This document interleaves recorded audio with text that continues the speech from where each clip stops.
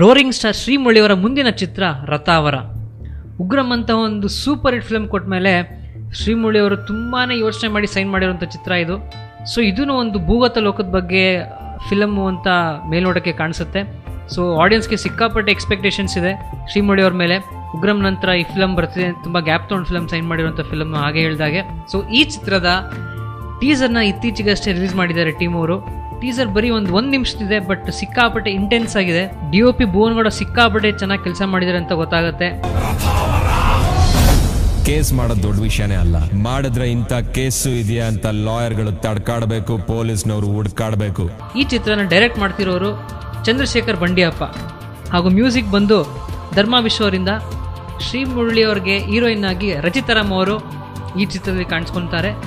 So ಆದಷ್ಟು ಬೇಗ cinema ತೆರೆ ಮೇಲೆ ಬರಲಿ ಅಂತ ನಾನು ಹಾರೈಸ್ತೀನಿ. ಇನ್ನು ಕೆಲವೇ ದಿನಗಳಲ್ಲಿ ರಥಾವರ ಚಿತ್ರದ ಆಡಿಯೋ ಮತ್ತು ಟ್ರೈಲರ್ ಕೂಡ ಲಾಂಚ್ ಆಗುತ್ತೆ. ಅದ್ರ ಬಗ್ಗೆ ನಾನು ನಿಮಗೆ ರಿವ್ಯೂ ಮತ್ತು ಅಪ್ಡೇಟ್ ಕೊಡ್ತೀನಿ. ನೀವೇನು ಮಾಡಬೇಕು ಅಂದರೆ ನಮ್ಮ ಸ್ಯಾಂಡಲ್ವುಡ್ ಸೆಂಟ್ರಲ್ ಚಾನಲ್ಗೆ ಸಬ್ಸ್ಕ್ರೈಬ್ ಮಾಡೋದು ಮಾತ್ರ ಮರಿಬೇಡಿ. ಅಲ್ಲಿವರೆಗೂ ಸ್ಟೇ ಟ್ಯೂನ್, ಕೀಪ್ ವಾಚಿಂಗ್, ಬಾಯ್.